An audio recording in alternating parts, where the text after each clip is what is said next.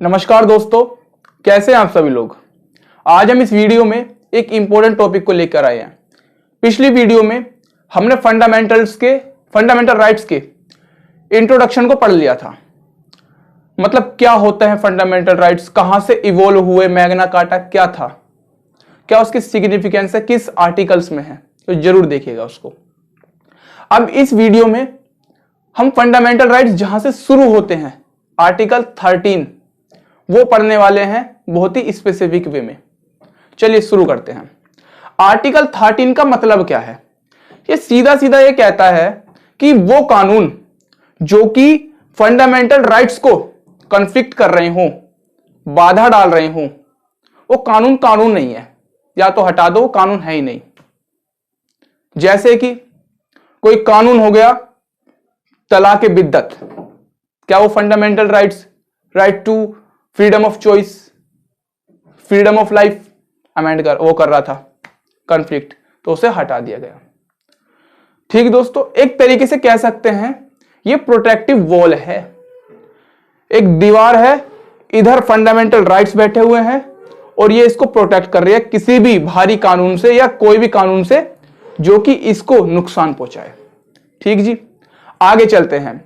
Article 13 में 3 close दे रखे हैं, 13(1), 13(2) और 13(3) के ए और बी। ऐसा है। 13(1) और 13(2) को समझते हैं। मैंने 1950 लिख रखा है यहां पर। ये क्यों लिखा भाई? 1950 26 जनवरी को हमारा संविधान लागू हुआ था, बना 26 नवंबर 1949 में था। तो जब लागू हुआ, उससे पहले के जितने भी कानून थे स्पेशली वो अंग्रेजों ने ही बनाए थे, है ना भाई। सुप्रीम कोर्ट उन्होंने दिया, बाइकैमरल लेजिस्लेशन उन्होंने दिया। तो इससे पहले जितने भी कानून थे, अगर वो फंडामेंटल राइट्स को कॉन्फ्लिक्ट कर रहे हैं ना, या कह लीजिए स्पेशल वर्ड एक्लिप्स्ड कर रहे हैं, मतलब ये फंडामेंटल राइट्स हैं और एक ये जो है ये कानून इसके ऊपर घेरा डाल रहे हैं, ग्रहण डाल रहे हैं, तो ये तो फंडामेंटल राइट छुप जाएंगे। तो ऐसा ना हो, आर्टिकल 13(1) बोलता है। ठीक जी दोस्तों। और दूसरा भाई, पुराने कानूनों से तो बचा लिया फंडामेंटल राइट्स को, लेकिन जो अब नए कानून बन रहे हैं, ऐसा भी तो हो सकता है कि नए कानून में कुछ दोष हो। हम पीछे वाले के पीछे पड़े थे, आगे वाले ही फंडामेंटल राइट्स हटा दे हमारे, तो उसको भी आर्टिकल 13 के 2 में कहा गया है, जो भी अब संसद लेजिस्लेचर कानून बनाती है वो फंडामेंटल राइट्स को कॉन्फ्लिक्ट नहीं करना चाहिए। उसी को कहते हैं वॉइड अब इनिशियो, उसको अवॉइड किया जाए एक्ट को। ठीक जी दोस्तों, ये कहा गया है फंडामेंटल राइट्स के पक्ष में।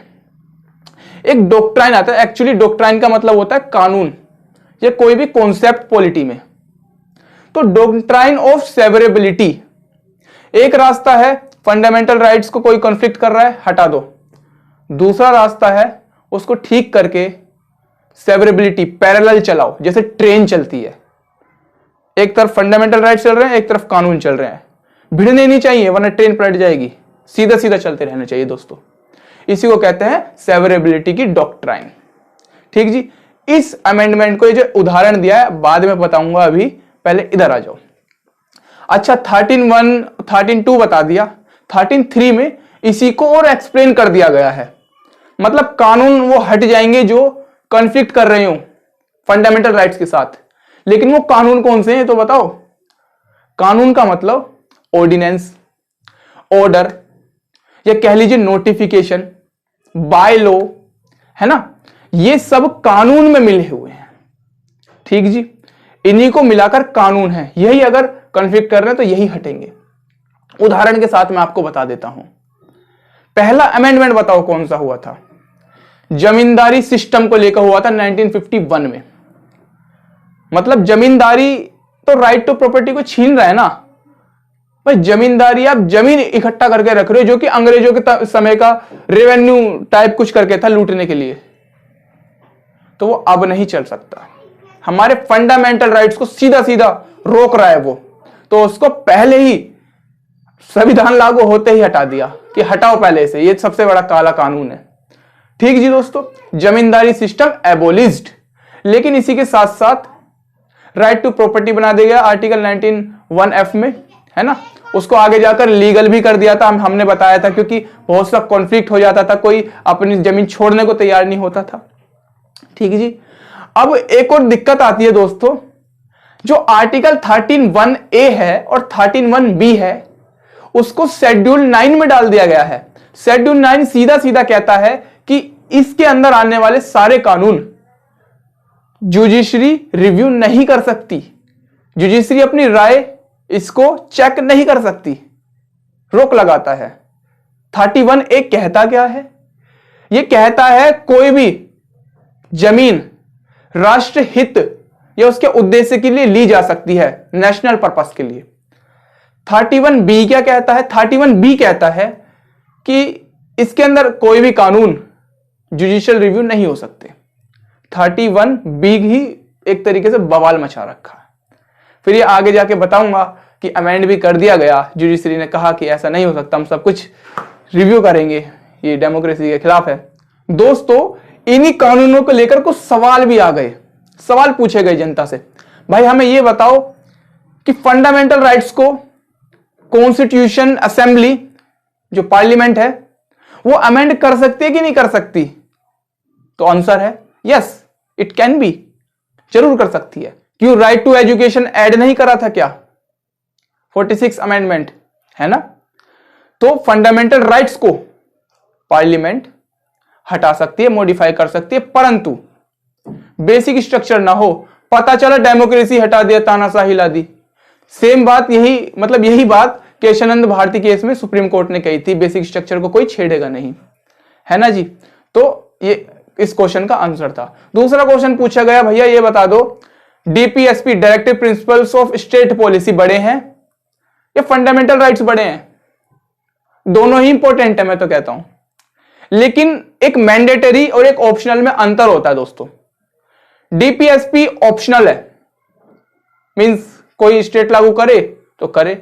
कहीं शिक्षा मैंडेटरी है, किसी राज्य में तो है, वरना नहीं है, किसी में कोई दिक्कत नहीं। बिहार में शराब बंद है, यूपी में नहीं है, तो क्या हुआ, डीपीएसपी है अपनी। लेकिन फंडामेंटल राइट्स पूरे देश में लागू हैं, मैंडेटरी हैं, और अगर ये छीनते हैं सीधा आर्टिकल 32 से सुप्रीम कोर्ट पहुंच जाना, right to remedies. Ambedkar ji तो इसको आत्मा कहते थे संविधान की। लेकिन डीपीएसपी नहीं मिल रहे तो कहां पहुंचोगे आप? एक सेमिनार हॉल में पहुंच जाना नाचने के लिए, और कुछ नहीं। ठीक जी, ये क्वेश्चन पूछे गए। डीपीएसपी और फंडामेंटल राइट्स से ही रिलेटेड एक उदाहरण है कि 27वें अमेंडमेंट में 2011 में Minerva mills case versus union of India क्या कहा गया?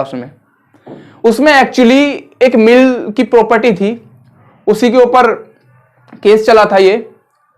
तो सुप्रीम कोर्ट ने उस समय कहीं ना कहीं डीपीएसपी को ज्यादा इंपॉर्टेंस दे दी थी, है ना।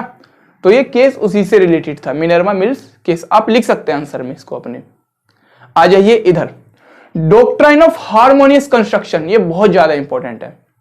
ये फिलोसफी से रिलेटेड है, मतलब goods for good number of peoples, अच्छे संख्या के लिए। मतलब भाई एक जज बैठा है सुप्रीम कोर्ट में, तो उसके लिए अच्छी बुरी बात देखना पड़ेगा, उसे कानून अपना जजमेंट देना है। तो कोई भी बात पूरी तरीके से फैक्चुअल नहीं हो सकती, किसी के लिए बुरी है, किसी के लिए अच्छी है। लेकिन वो जजमेंट कैसे देगा? वो जजमेंट देगा ज्यादा संख्या को फायदा पहुंचाने के लिए, है ना। भाई ज्यादा संख्या को फायदा हो, कुछ लोगों को नुकसान हो रहा है, कोई दिक्कत नहीं, ज्यादा को हो रहा है, यही ये डॉक्ट्राइन कहता है। इसी का उदाहरण है कि 17वां अमेंडमेंट 1964 में करा गया। इसमें कहा गया कि जितनी भी जमींदारी की लैंड्स हैं, ये बिहार से शुरू हुआ था ये वाला जमींदारी सिस्टम एबोलिश्ड। तो इसमें यही कहा गया कि जितनी भी जमींदारी की लैंड्स हैं उनको फिर से रीडिस्ट्रीब्यूट कर दो। तो इससे हुआ नहीं हुआ ज्यादा संख्याओं में फायदा? तो ये जजमेंट था। ठीक है दोस्तों, आई होप आपको ये समझ आया होगा क्या आर्टिकल 13 है, क्या इसके तीनों क्लोज हैं। चलिए मिलते हैं नेक्स्ट वीडियो में, जब तक के लिए जय हिंद।